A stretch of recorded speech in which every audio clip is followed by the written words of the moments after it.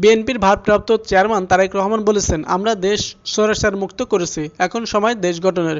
আমাদের শুধু মেধাবী ডাক্তার ইঞ্জিনিয়ার থাকলেই চলবে না, মেধা দিয়ে পেশাদার খেলোয়াড়ও তৈরি করতে হবে। গত বৃহস্পতিবার বিকালে লালমনিরহাট সদর উপজেলার শহীদ আবুল কাশেম কলেজে মাঠ জেলা বিএনপির আয়োজিত শহীদ জিয়া স্মৃতি ফুটবল টুর্নামেন্টে ফাইনাল খেলায় প্রধান অতিথি হিসেবে লন্ডন থেকে ভার্চুয়ালি যুক্ত হয়ে তিনি এসব কথা বলেন।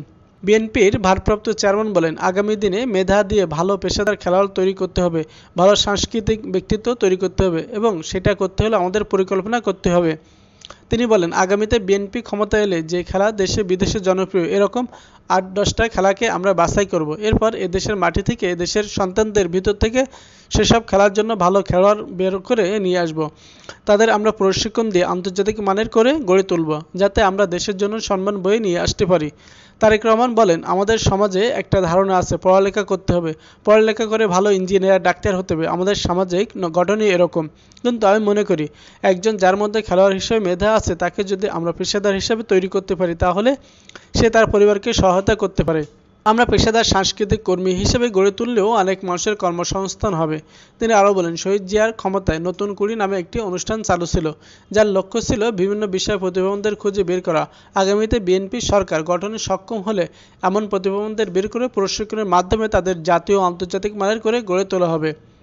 এ সময় তিনি তার দলীয় নেতাদের উদ্দেশ্যে বলেন, এখানে আপনারা যা দেখে গেলেন সেই অনুযায়ী সারা দেশে এমন উদ্যোগ গ্রহণ করবেন। অনুষ্ঠানে আরও বক্তব্য রাখেন বিএনপির স্থায়ী কমিটির সদস্য মির্জা আব্বাস, যুগ্ম মহাসচিব শহীদ উদ্দিন চৌধুরী আনি ও দলের বিভাগীয় সাংগঠনিক সম্পাদক আসাদুল হাবিব। আমরা পেশাদার সাংস্কৃতিক কর্মী হিসেবে গড়ে তুললেও অনেক মানুষের কর্মসংস্থান হবে। তিনি আরও বলেন, শহীদ জিয়ার ক্ষমতায় নতুন কুড়ি নামে একটি অনুষ্ঠান চালু ছিল, যার লক্ষ্য ছিল বিভিন্ন বিষয়ে প্রতিভাবানদের খুঁজে বের করা। আগামীতে বিএনপি সরকার গঠনে সক্ষম হলে এমন প্রতিভাবানদের বের করে প্রশিক্ষণের মাধ্যমে তাদের জাতীয় ও আন্তর্জাতিক মানের করে গড়ে তোলা হবে। এ সময় তিনি তার দলীয় নেতাদের উদ্দেশ্যে বলেন, এখানে আপনারা যা দেখে গেলেন সেই অনুযায়ী সারা দেশে এমন উদ্যোগ গ্রহণ করবেন। অনুষ্ঠানে আরও বক্তব্য রাখেন বিএনপির স্থায়ী কমিটির সদস্য মির্জা আব্বাস, যুগ্ম মহাসচিব শহীদ উদ্দিন চৌধুরী আনি ও দলের বিভাগীয় সাংগঠনিক সম্পাদক আসাদুল হাবিব। আমরা পেশাদার সাংস্কৃতিক কর্মী হিসেবে গড়ে তুললেও অনেক মানুষের কর্মসংস্থান হবে। তিনি আরও বলেন, শহীদ জিয়ার ক্ষমতায় নতুন কুড়ি নামে একটি অনুষ্ঠান চালু ছিল, যার লক্ষ্য ছিল বিভিন্ন বিষয়ে প্রতিভাবানদের খুঁজে বের করা।